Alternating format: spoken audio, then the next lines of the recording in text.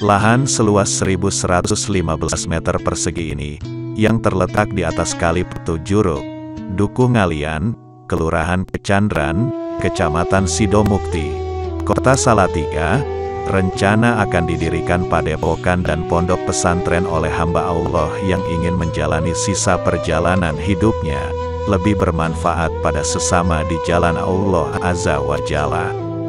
Padepokan yang diberi nama Padepokan Setonagoro, direncanakan menjadi tempat belajar tentang pengenalan jati diri manusia sebagai sarana diri mengenal Allah Azza wa Jalla. Sebagaimana diketahui, bahwa mayoritas manusia saat ini tidaklah begitu mengenal jati dirinya yang sebenarnya. Padahal Rasulullah Shallallahu Alaihi Wasallam mengingatkan bahwa mengenal diri sendiri adalah langkah pertama dalam mengenal Allah sebagai Tuhan seluruh alam. Sebagaimana Rasulullah Shallallahu Alaihi Wasallam yang disebutkan dalam hadis, barang siapa yang mengenal dirinya, maka ia akan mengenal Tuhannya, dan barang siapa yang mengenal Tuhannya, maka binasalah, fana dirinya. Dari hadis tersebut, kita bisa mengetahui bahwa mengenal diri sendiri sangatlah penting bagi kita, karena dengan mengenal dirinya sendiri sebagai manusia ciptaan Allah, dapat menundukkan syahwat duniawi. Abu Hamid Muhammad bin Muhammad Al-Ghazali, dalam kitabnya Kimiyaus Sa'adah mengatakan bahwa mengenal diri, Marifatun Naf, adalah kunci untuk mengenal Allah. Logikanya sederhana, diri sendiri adalah hal yang paling dekat dengan kita. Bila kita tidak mengenal diri sendiri, lantas bagaimana mungkin kita bisa mengenali Allah? Imam Al-Ghazali juga mengutip hadis Rasulullah, siapa yang mengenal dirinya, ia mengenal Tuhannya. Allah berfirman, kami akan memperlihatkan kepada mereka ayat-ayat kami di dunia ini, dan di dalam diri mereka sendiri, hingga jelas bagi mereka, bahwa Al-Quran itu adalah benar. Al-Quran Surat Fussilat ayat 53. Tentu saja, yang dimaksudkan Imam Al-Ghazali di sini, lebih dari sekadar pengenalan diri secara lahiriah, seberapa besar diri kita, bagaimana anatomi tubuh kita, seperti apa wajah kita, atau sejenisnya.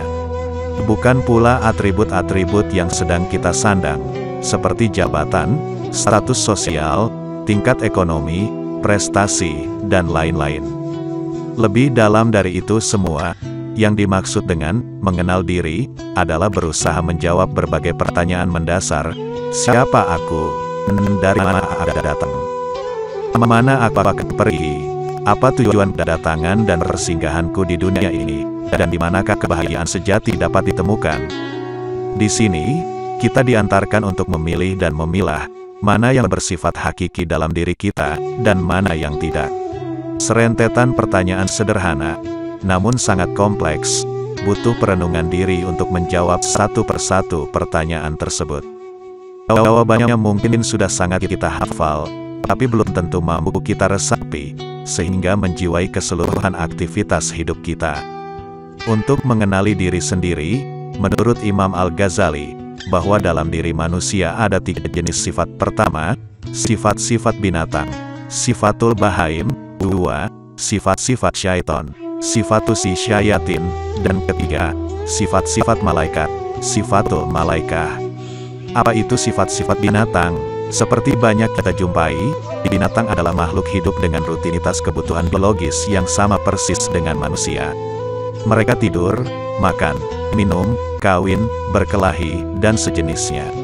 Manusia pun menyimpan berbagai kecenderungan ini, dan bahkan memiliki ketergantungan yang nyaris tak bisa dipisahkan.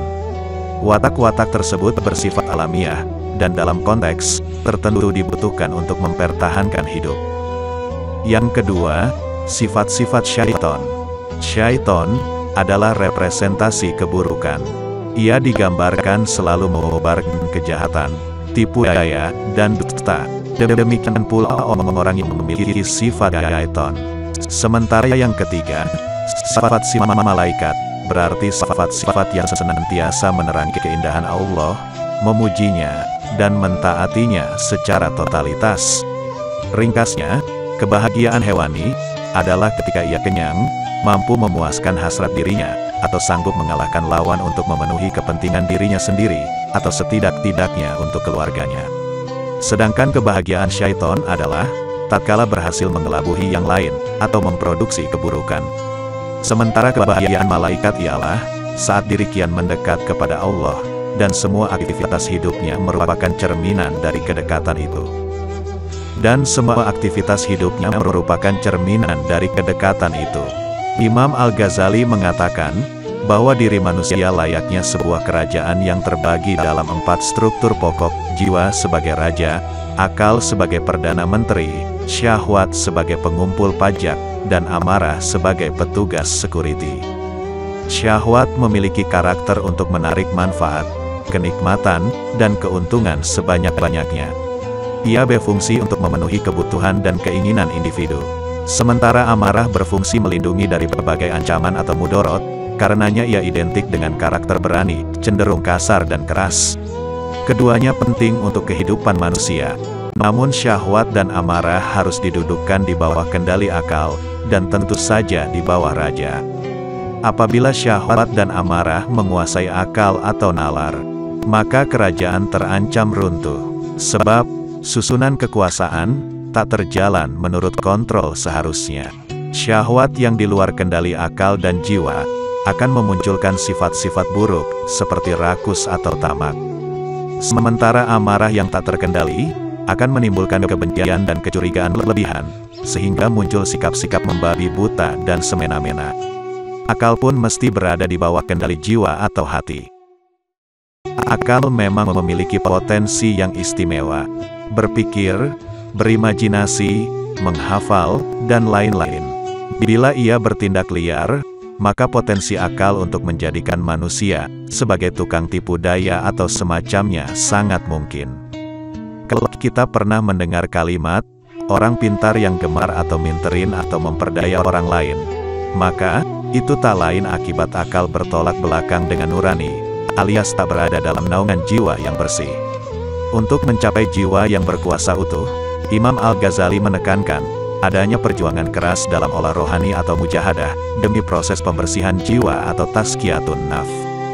Jiwa yang jernih akan memicu munculnya cahaya ilahi yang memberi petunjuk manusia akan jalan terbaik bagi langkah-langkahnya. Sebagaimana Allah berfirman, dan orang-orang yang bersungguh-sungguh muhajadah untuk mencari keridhaan kami, benar-benar akan kami tunjukkan kepada mereka jalan-jalan kami.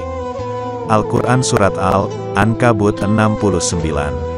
Sedangkan Rasulullah Shallallahu Alaihi Wasallam bersabda, sesungguhnya hisab pada hari kiamat akan menjadi ringan, hanya bagi orang yang selalu menghisab dirinya saat hidup di dunia.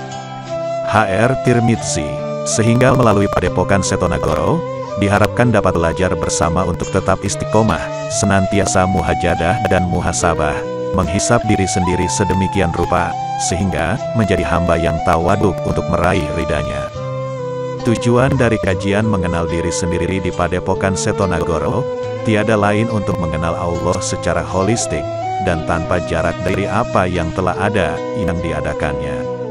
Eksistensinya menjadikan manusia selalu bertanya-tanya, akan mendapat jawaban rigid. Apabila seorang muslim bisa menembus batas wilayah akal, kepada wilayah wahyu Allah dengan makrifatullah. Orang yang disayangi dan dikasihi Tuhan, akan sadar bahwa kehidupannya hanyalah kesenangan yang memperdaya, sesuai dengan bunyi Al-Quran Surat Ali Imran ayat 185.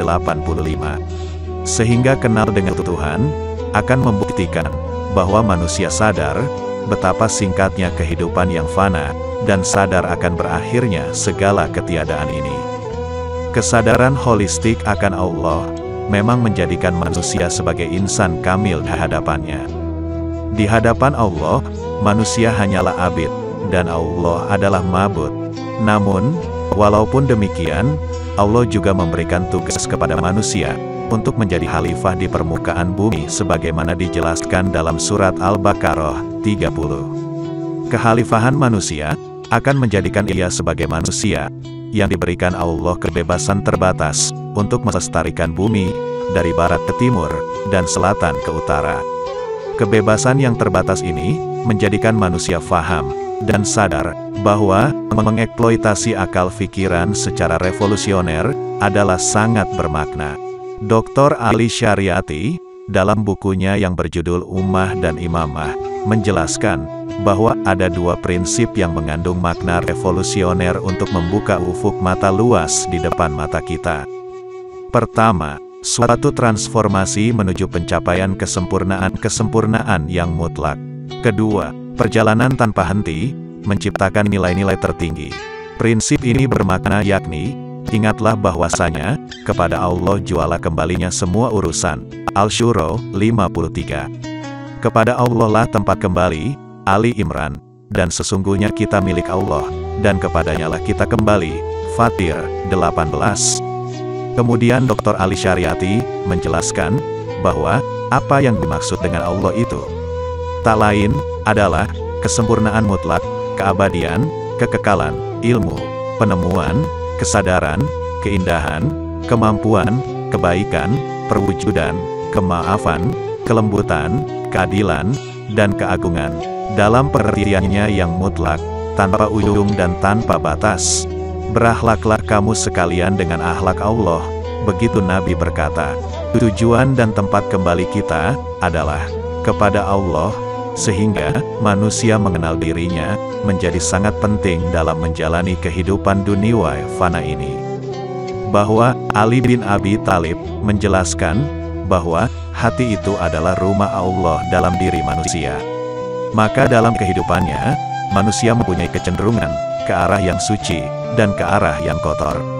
Al-Quran juga menjelaskan bahwa jiwa manusia itu lebih hina daripada seekor binatang apabila ia cenderung pada materi. Namun, manusia akan bisa melampaui seperti malaikat Jibril apabila ia cenderung pada ruh. Tetapi, di dalam jiwa juga terdapat 3 fakultas, di antaranya perasaan, akal, dan hati. Disebabkan manusia mempunyai 2 kecenderungan, maka perasaan, akal, dan hati juga memiliki 2 kecenderungan yang berbeda. Itulah yang disebut sebagai perasaan, akal, dan hati yang positif, dan perasaan, akal, dan hati yang negatif. Ketiga unsur ini akan bersih apabila diarahkan pada bimbingan kesucian Ruh Allah. Sebaliknya, ketiga unsur tersebut akan kotor apabila bimbingannya diarahkan pada tubuh dan materi. Di Padepokan Setonagoro, yang didirikan secara sederhana, berniatan untuk mengajak belajar bersama bagaimana cara manusia mengenal Allah. Sebagaimana diketahui, bahwa setiap langkah dan denyut nadi manusia, hakikat, Allah telah hadir dalam dirinya. Kehadiran Allah dalam dirinya, butuh kesadaran dan keikhlasan, untuk berdialog dengannya, dengan bahasa-bahasanya. Maka, ucapan baik yang bersumber dari Allah, perbuatan yang baik, bersumber dari Allah. Maka untuk mengenal Tuhan itu banyak cara. Tidak hanya mengenal potensi yang ada dalam dirinya, namun merenungkan segala ciptaannya adalah salah satu cara mengenal Tuhan. Islam menjelaskan tentang kebesaran atau bukti-bukti kebesaran Allah dalam Al-Quran secara komunal yang terdapat di dalam banyak ayat. Tujuan mengenal diri sendiri, untuk menuju mengenal Allah, di Padepokan Setonagoro, merupakan bagian dari upaya hamba Allah, dalam mempersiapkan diri menghadapi akhir zaman, melalui penguatan diri manusia, dalam mengenal Allah, agar tidak tersesat dan mudah diadu domba. Sebagaimana diketahui, bahwa di akhir zaman, sudah marak ditebarkan fitnah, adu domba, dan saling menjelekkan antara sesama, itu artinya usia dunia sudah semakin tua. Tapi anehnya, justru di usianya yang sudah menua itu banyak orang yang terpesona dan berusaha untuk mendekati dan meraihnya. Di Padepokan Setonagoro juga akan bersama-sama mengkaji, mengapa fitnah kian bertebaran. Mengapa adu domba marak di mana-mana, dan mengapa saling menjelekkan antar sesama semakin tampak nyata. Itulah tanda akhir zaman. Di Padepokan Setonagoro, akan bersama-sama bermujahadah, memohon dan bersujud kepada Allah, agar semoga dihindarkan dari segala bentuk fitnah kehidupan, dan fitnah kematian.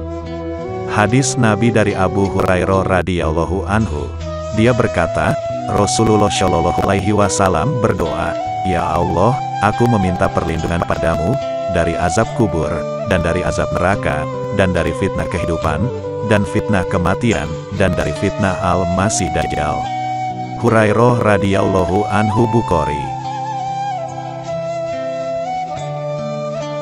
Selain mengenal diri sendiri, untuk mengenal Allah, Padepokan Setonagoro juga bersama belajar melestarikan nilai-nilai budaya leluhur Nusantara. Sebagaimana diketahui, bahwa leluhur Jawa terkenal dengan budaya yang filosofis. Mulai dari memaknai setiap unsur kehidupannya, budaya Jawa sangat menjunjung tinggi tata krama dan juga nilai-nilai kesopanan.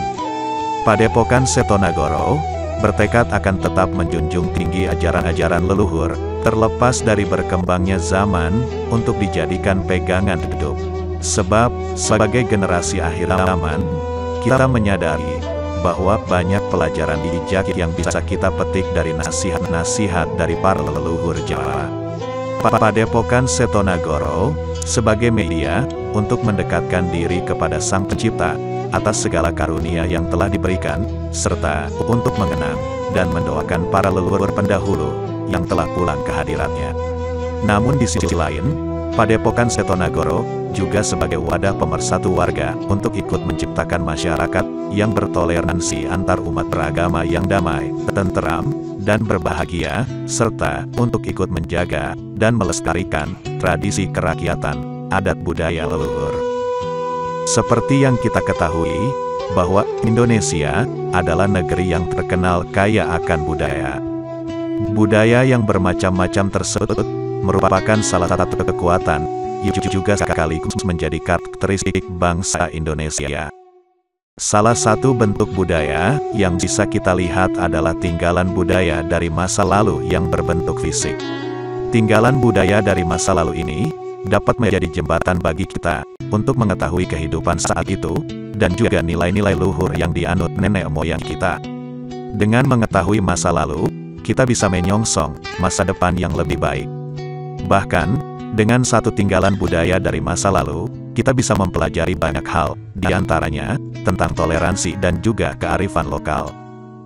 Dalam pandangan Padepokan Setonagoro, bahwa budaya daerah merupakan budaya yang menggambarkan keadaan dan sifat di setiap daerah. Tarian budaya merupakan upaya perlindungan dari kemusnahan atau kerusakan warisan budaya. Maksud dari melestarikan budaya adalah agar nilai-nilai luhur budaya yang ada di dalam suatu tradisi dapat tetap dipertahankan meskipun telah melalui proses perubahan bentuk budaya. Sebagai wong Jawa, Padepokan Setonagoro menyadari masuknya budaya asing perlu disaring agar budaya asli leluhur bisa tetap lestari. Padepokan Setonagoro melihat tingginya arus globalisasi di kalangan masyarakat dapat membuat jati diri bangsa semakin memudar. Sehingga, perlu adanya upaya generasi akhir zaman untuk melestarikannya. Begitu luhurnya orang Jawa pada zaman dahulu kala, untuk menyiapkan generasi penerusnya yang unggul dalam segala bidang kehidupan manusia. Sejak memilih pasangan hidup, hingga proses penaburan benih calon manusia, dipersiapkan dengan baik menurut pugeran Jawa. Proses penaburan benih, atau generasi penerus manusia, diatur sedemikian rupa, agar dapat melahirkan generasi yang berkualitas unggul. Unggul, di semua bidang kehidupan, memiliki ra'adi atau berdarah mulia. Generasi yang memiliki jiwa luhur, akhlak atau kepribadian yang baik. Baik dalam arti, di dalam diri anak, melekat kemampuan untuk mencetuskan dan melaksanakan gagasan-gagasan yang dicetuskannya sendiri dengan baik, sehingga ia akan bermanfaat bagi masyarakat dan lingkungan kehidupannya, berguna bagi bangsa, negara, dan agamanya. Adapun kegiatan yang dilakukan di Padepokan Setonagoro, diantaranya tawasul kepada leluhur, zikir, dan sholawatan. Sebagaimana diketahui, mayoritas masyarakat kita masih banyak yang menggunakan tawasul dalam kehidupannya. Terutama bagi yang menganut mazhab Imam Syafi'i. Tawasul merupakan aktivitas untuk mengambil sarana atau wasilah agar doa atau ibadah kita dapat diterima Allah. Tawasul juga dapat diartikan sebagai sarana mendekatkan diri kepada Allah dengan melaksanakan ketaatan kepadanya, beribadah kepadanya, mengikuti petunjuk Rasul-Nya, dan mengamalkan seluruh amalan yang dicintai dan diridhoinya. Lebih jelasnya adalah kita melakukan suatu ibadah dengan maksud mendapatkan keridhaan Allah dan surganya. Melakukan tawasul sendiri juga ada hukumnya dalam Al-Quran, diantaranya pertama surat Al-Maidah ayat 35, "Hai orang-orang yang beriman, bertakwalah kepada Allah, dan carilah jalan yang mendekatkan diri kepadanya, dan berjihadlah pada jalannya, supaya kamu mendapat keberuntungan." Dari ayat tersebut, ulama memutuskan bahwa tawasul adalah sesuatu yang disyariatkan oleh Islam. Ayat ini dengan jelas meminta kita untuk membuat anak tangga yang menghubungkan seseorang dan Allah. Ulama dari pelbagai madhab sepakat bahwa tawasul yang dimaksud adalah amal saleh sebagai jalan yang menyertai seseorang dalam doanya. Amal saleh dapat mendekatkan seseorang kepadanya. Amal saleh ini yang dijadikan tawasul agar hajat-hajat orang tersebut dalam doanya terkabul. Kedua surat Al-A'raf ayat 180. Hanya milik Allah Asmaul Husna, maka bermohonlah kepadanya dengan menyebut Asmaul Husna itu, dan tinggalkanlah orang-orang yang menyimpang dari kebenaran dalam menyebut nama-namanya. Nanti mereka akan mendapat balasan terhadap apa yang telah mereka kerjakan. Sedangkan zikir merupakan salah satu kegiatan manusia beriman yang dilakukan secara sunnah, yaitu bila dikerjakan akan mendapatkan pahala, dan bila tidak dikerjakan tidak akan mendapatkan dosa. Walaupun melakukan zikir menjadi salah satu ibadah ringan dan dapat dilakukan kapan saja, namun nyatanya manfaat zikir juga sangat luar biasa loh bagi mereka yang menjalankan. Berzikir memang menjadi salah satu hal yang membuat mereka yang menjalankan mendatangkan rejeki bagi kehidupan. Rejeki sendiri bisa dalam bentuk apapun. Tidak hanya dalam bentuk materi, bantuan kecil dari seseorang juga akan menjadi rejeki untuk mereka yang menjalankan ibadah zikir. Tidak hanya itu saja, dengan melakukan zikir, maka kalian selalu bersyukur pada setiap kesempatan yang ada. Dengan selalu terus bersyukur setiap hari, bahkan dengan hal-hal kecil, maka Allah akan menambahkan keberkahan atas rasa syukur yang dilakukan. Manfaat zikir yang kedua yaitu membuat hati lebih tenang. Ibadah apapun, bila dilakukan dengan hati yang ikhlas, akan memberikan ketenangan di dalam hati. Dan hal ini juga berlaku saat kita rutin melakukan zikir. Hati memang menjadi salah satu bagian dari jiwa yang sangat mudah terluka ataupun membuat diri merasa resah. Namun, dengan berzikir, kita akan membantu hati kembali merasa tenang dan damai. Tak hanya membuat hati lebih tenang saja, nyatanya manfaat zikir juga bisa membuat kalian memiliki banyak sekali kebaikan.